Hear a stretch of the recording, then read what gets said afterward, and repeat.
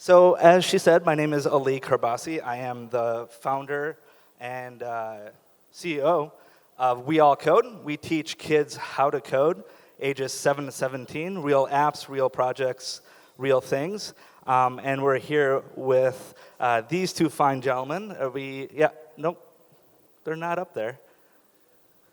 We'll get that updated. So what we'll do is let's get a little bit of story of who you are, what do you do. Let's keep it not too long, and then we'll get to some questions, some hard questions. All right? Let's start off with you. So I'm Faris Zacina, and I'm the CEO and founder of the Ministry of Programming. I have a twin brother, so if you ever meet me and maybe it's my brother, so So sometimes people think I'm rude, because I'm not saying hi, but and this is a very big component of the story of my company because actually it started as a real family company. It's my co-founder is my brother, right? So we built this company after being designers and engineers for over 10 years, and then we decided to build a company that builds new companies. It's kind of similar to D-Labs to some degree. So we help entrepreneurs be successful by providing them specialized startup services. It's a special type of consultancy, but also we do investments, pre-seed, in many companies, mostly in Stockholm. So we built over 40 companies last 4 years, and we've been extremely lucky to see all of these companies grow and scale and fail. And what I do is, I do many things. I can tell you it's really fucked up. Over the years, I was doing many different things. I started initially I was coding and very hands-on with my teams on the products, and then I pulled out of it. I started doing more product management, design, strategy, product strategy, and then I pulled out of that as we were scaling. Then I started doing more operations and building the middle management, and then I also pulled out of it now, and now I'm doing, I don't know what I'm doing, I'm still trying to figure this phase now. What is the next phase? So as time is passing, our roles are changing a lot. Awesome. And go ahead. Hello. My name is Marko Guček. I'm a co-founder and CEO of GoOpti.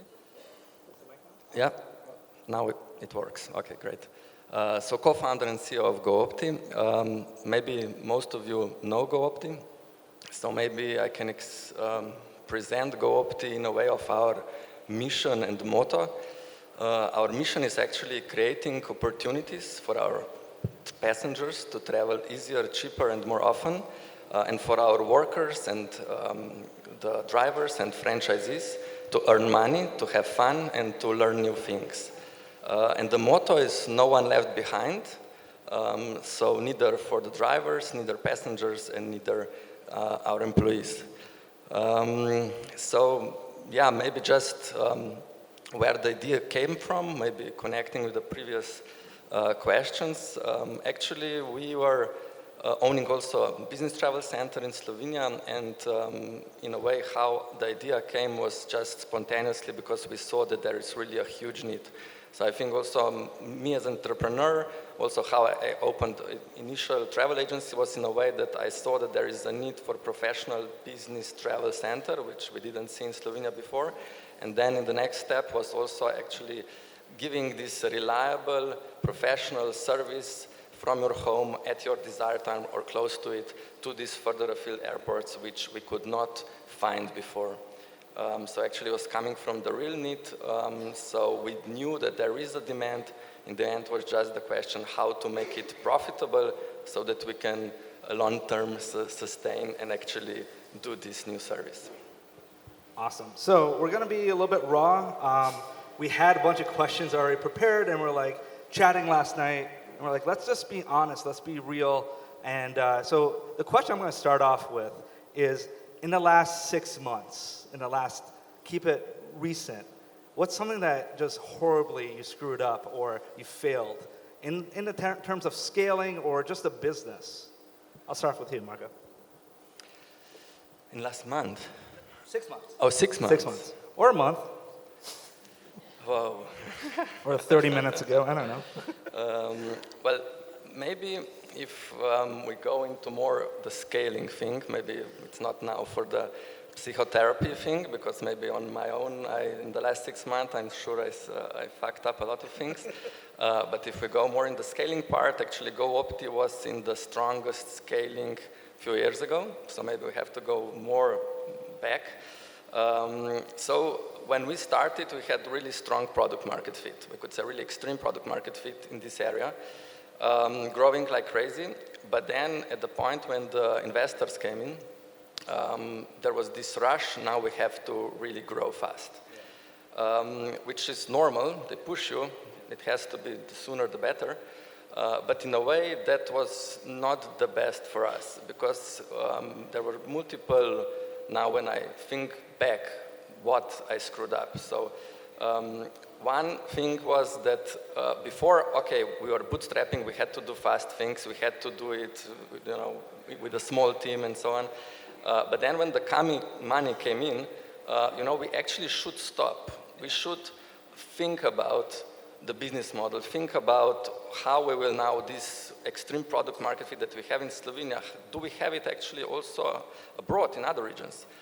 Because we were just naturally thinking, well, now we have the money, now we have to be fast, now we are here a bunch of people that actually never did this, so we have to get really a lot of smart people in the company, pay them crazy good salaries, but never actually did anything like that. So of course, that means that we never worked in any big corporation, so we didn't know anything about the processes, about the organization. So in the end, of course, this is already, now I know that this will not end well, because nobody will integrate these people, nobody will think what kind of people you need. You don't even know what are your people good at. You just maybe think, okay, because they came with you from the start, maybe, okay, they don't have this knowledge, but maybe they could learn.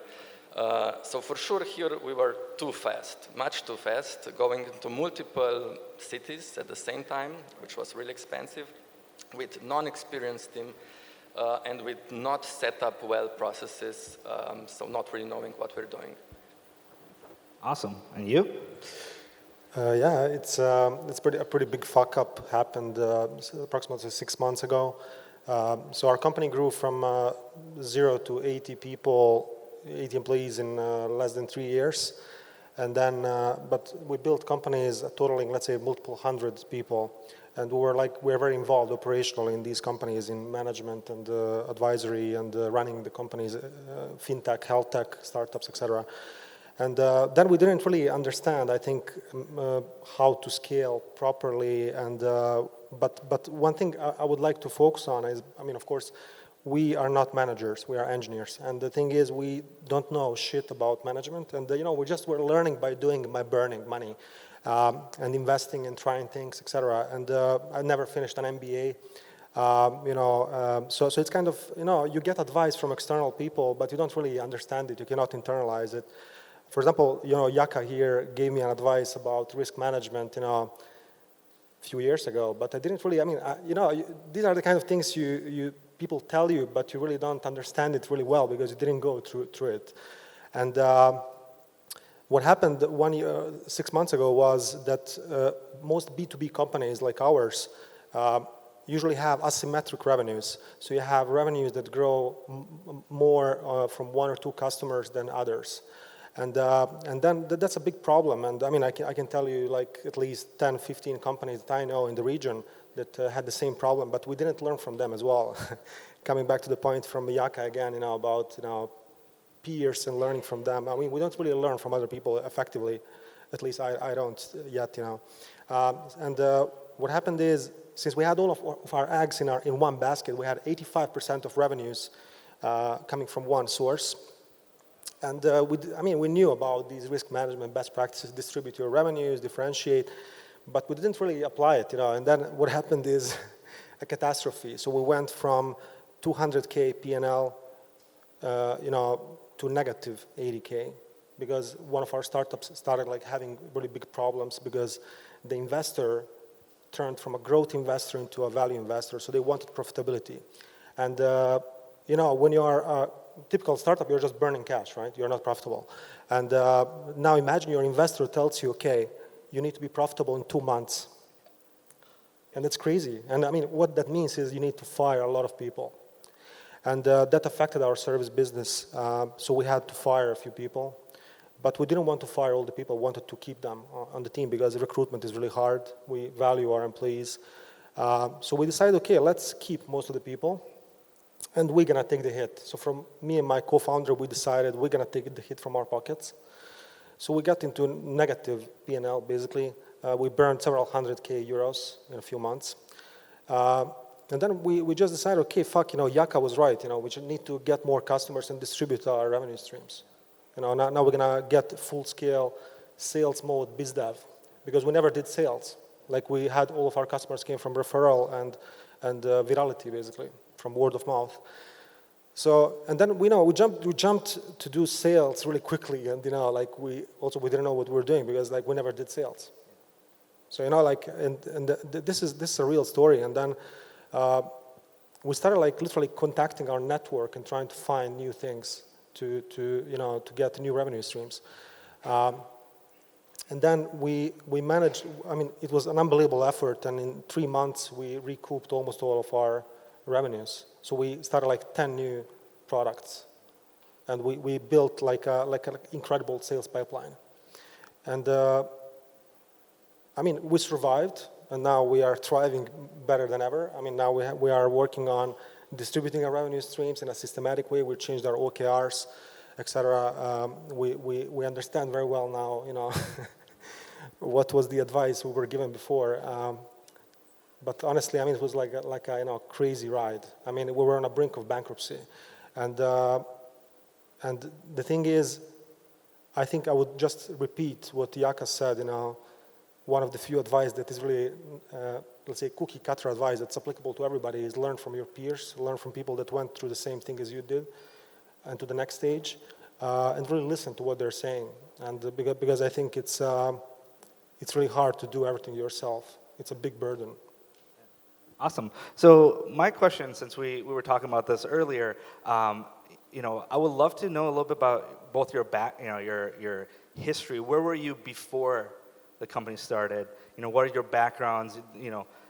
Both of you, we all have MBAs, and we all know how to run a business, and we're all successful. No, we don't. We're coming from different worlds, right? So I would love to know a little bit about your background and what makes you successful or not successful in your role and what you do. I'll start off with you, Marko. Well, I've never been really employed anywhere. So probably that's a bad thing, yeah. Especially now when I see that if I would work in some bigger corporation, probably I would at least know a bit more about things that I could maybe then apply or at least search for more help. I was always inventing new things in my head, and then immediately after university, we started first with this travel agency, Incoming, then Outgoing, and then GoOpti. Yeah, I was employed.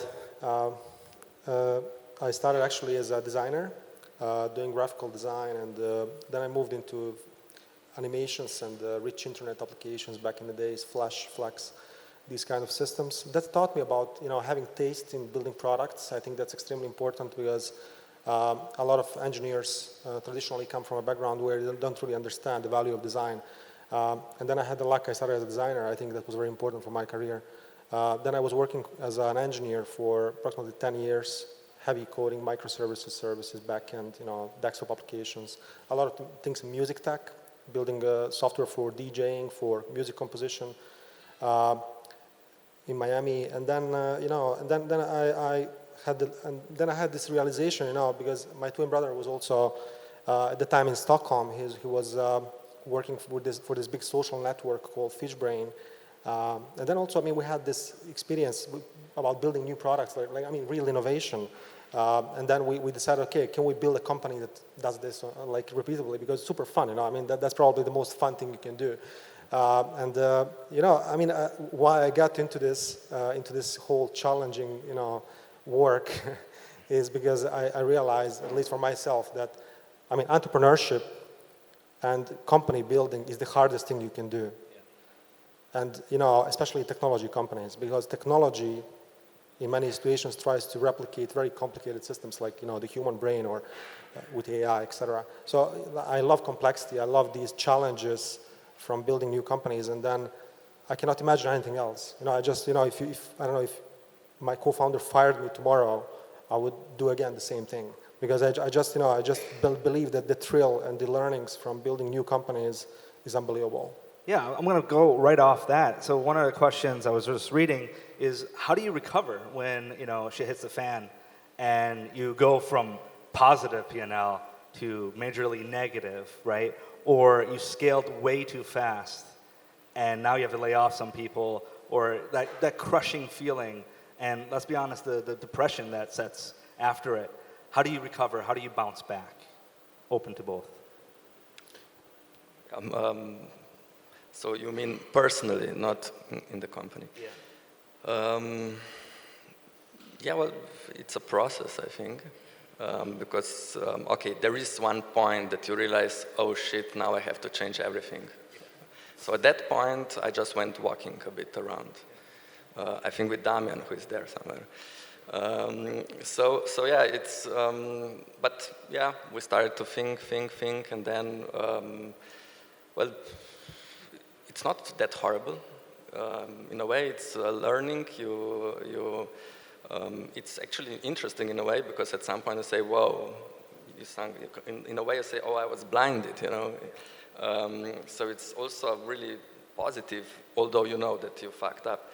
Yeah. So no, I cannot say that it's so horrible experience. I think I think since then, or I think even before already, I had this habit of actually looking back at what actually I'm doing wrong and trying to change. So I think, okay, that was a big thing that cleared then my mind, and I realized it. But in a way, I felt really good about it in the end, that, okay, now we know, okay, now let's find a solution. So in a way, there was again then, okay, let's sit together, think about what changes we have to do. So we are all together, many of us, I think also if you have business partners with you, it's easier than if you're alone, for sure.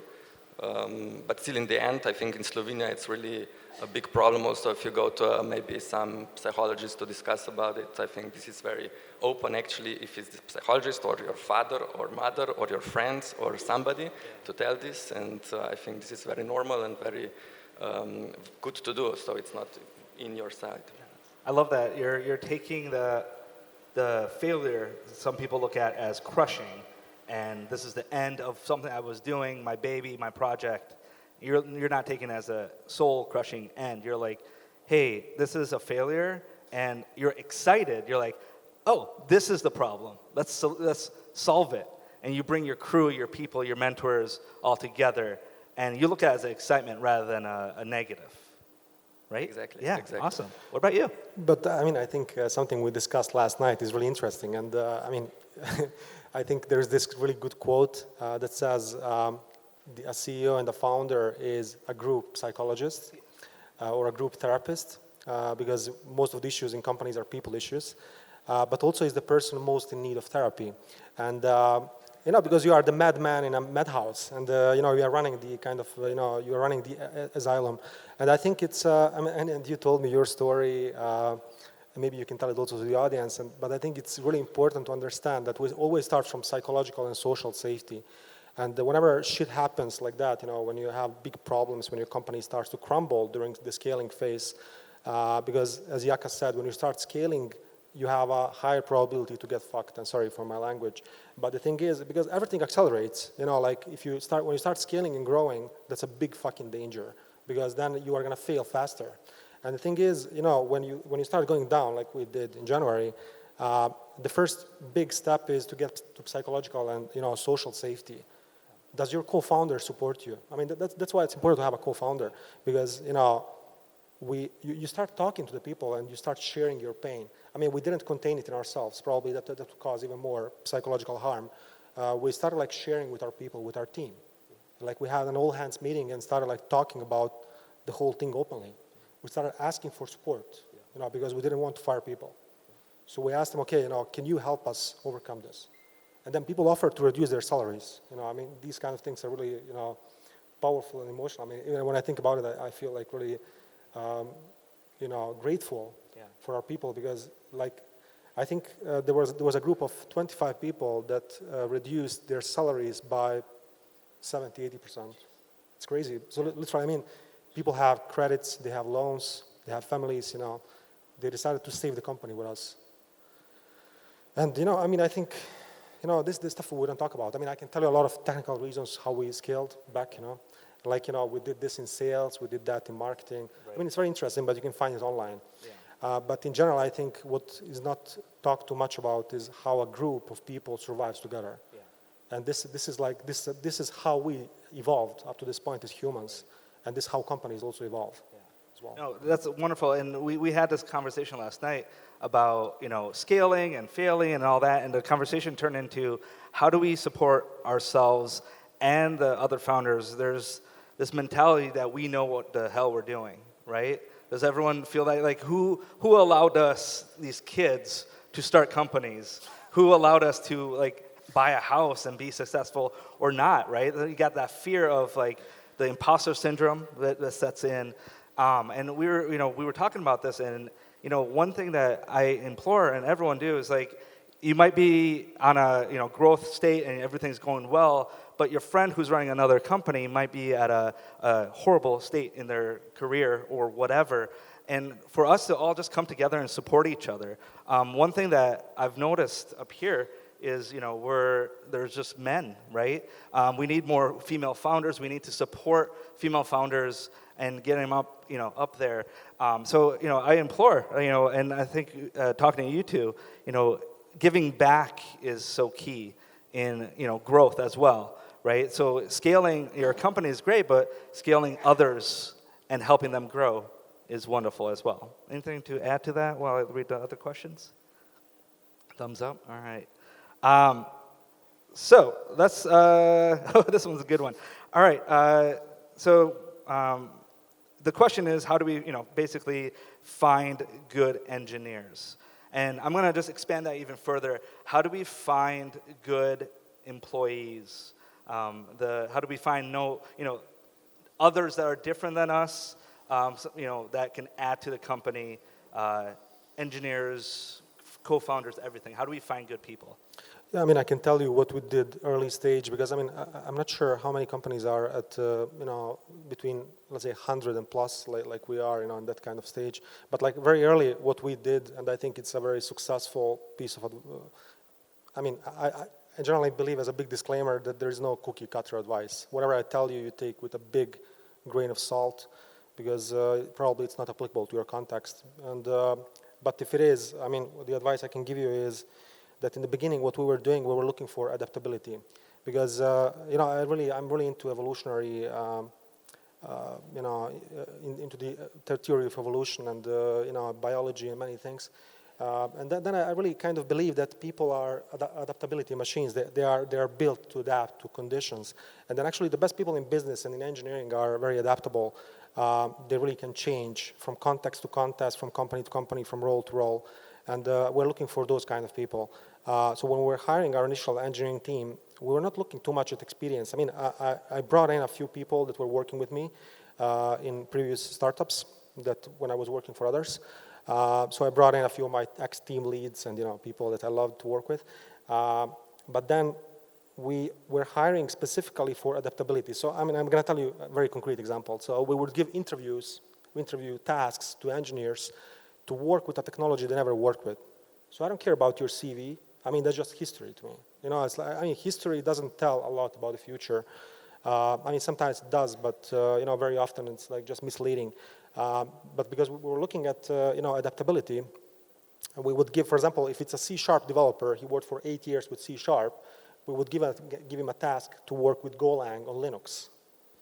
And then, I mean, the really good people are gonna fucking do it, you know. And I think it's amazing to see that. I mean, when you observe that kind of people, you have a gem on your team. And I think the first 15 or 20 people were exactly like that in our company. And that's still the stub of our company. We're building around them. And you know, they don't have any problem to do, you know, whatever is needed to make a startup succeed. And even change roles, change tech stacks. You know, when people ask me, like, what technologies are you working with? You know, I mean, whatever is needed for the job. It's like a very context-specific question. Maybe sometimes it's going to be Python for machine learning. Maybe it's going to be, maybe it's going to be another technology. So we're looking for adaptable people because of our specific context. We're building startups, but also because of my philosophical belief that that's the way to find real gems. Awesome. Before I let Marko answer, can we get the lights up? I'm going to open it up to the floor to ask one or two questions, probably one question. Think of your question, maybe get a mic, raise your hand while Marko answers about just finding good people for all positions. Yeah, no, I completely agree, actually. I think these energetic, proactive people that are willing to learn, I think this is what we really need.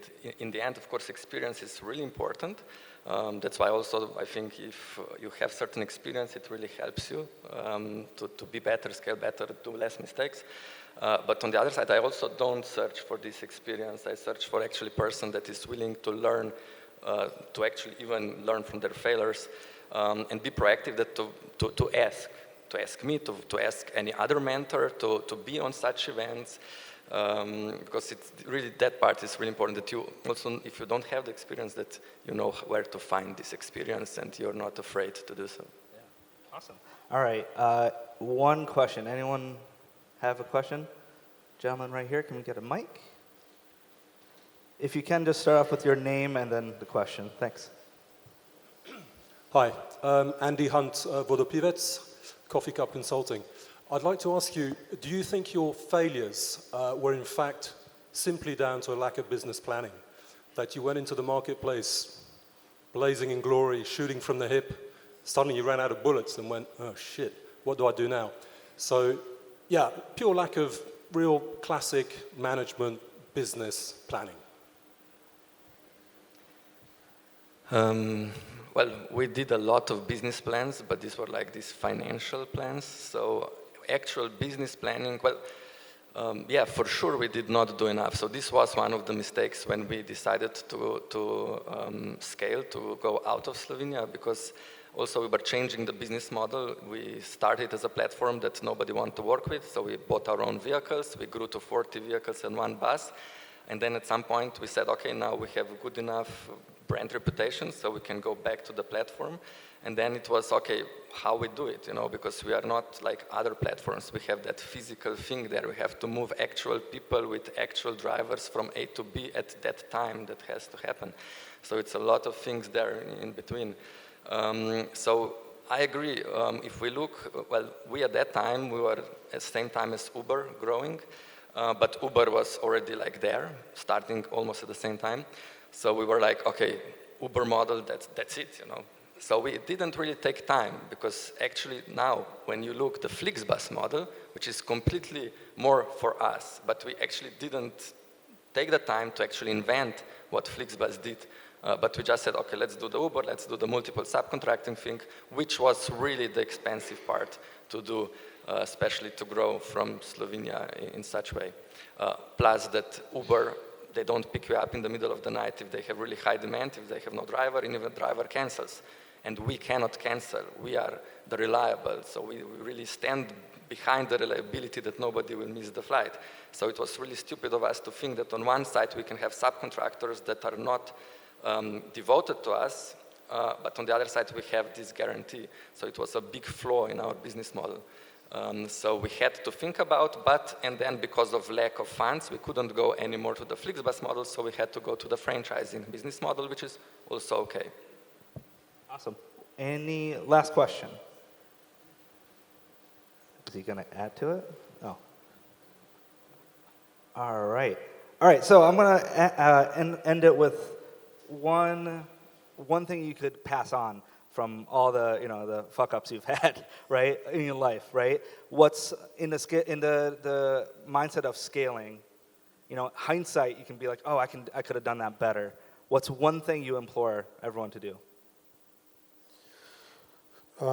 One thing I'm really thinking about recently, I think it's something. It's this question of what is your objective as a founder? Why are you scaling? I think it's a really good question everybody should ask. Very often people scale because of ego or inertia, or it's just a question of I want to be the leader in the market. Whatever that means. even though, I mean, that's probably impossible in most situations as well. So I mean, like a lot of people have these answers. So I'm also asking these questions to myself. I mean, don't get me wrong, I think it's a very hard question. But how I'm thinking about this now is I want to scale for outcomes, not headcount. And this is very important because whenever you meet somebody, they ask you the question, okay, how big is your company? You know, size matters, maybe. I mean, I don't think so in the context of companies. The thing is, also they ask you, what is your revenue? You know, how big is your company? Do you have offices in multiple locations? I mean, is that really what matters? I mean, I think we should ask more of these questions. My answers are getting more and more different from these. I'm looking for profitability. I'm looking for real KPIs. Working on things that matter for me, which is very subjective, of course, and for my co-founder. You know, a lot of these things that are, and I'm keeping, you know, I'm trying to question myself around, do we really want a company of 1,000 people? Why? What is the value of that? Or 10,000 people? Or do we really want to be the market leader in whatever segment we are? Why? I think all of these questions are really important. Marko? Yeah, exactly. I think also, like, and if scaling just per se, and if you get money and okay, now I have to scale, and I think it will never work if you will just rush into it. So I think in the end it has to be organically. So okay, we can speed up that road that everybody wants, but it really, you have to really deeply understand what will be the steps and focus one step by another step. We go into the details and don't rush, I think, because at least for us, we were really rushing all the time. And especially crazy because we rushed at that time that we had the money and we could step back a little bit. So I think you can grow healthy and fast also, but you have to have a lot of things right, your homework right, go step by step and focus and improve your execution on all the levels, from yourself to your team to the processes. And then, in the end, you will get to this desired faster growth. But to connect to his comment, I think, I mean, of course, we're in different situations. You have VC funding, right? I have a bootstrapped company from my own savings. So it's very different. And in a way, you know, maybe it's harsh, but I'm more in control of my company than you are. And the thing is, when you are a VC-backed company, you get these growth KPIs imposed on you. I mean, we have a lot of VC-backed companies as well.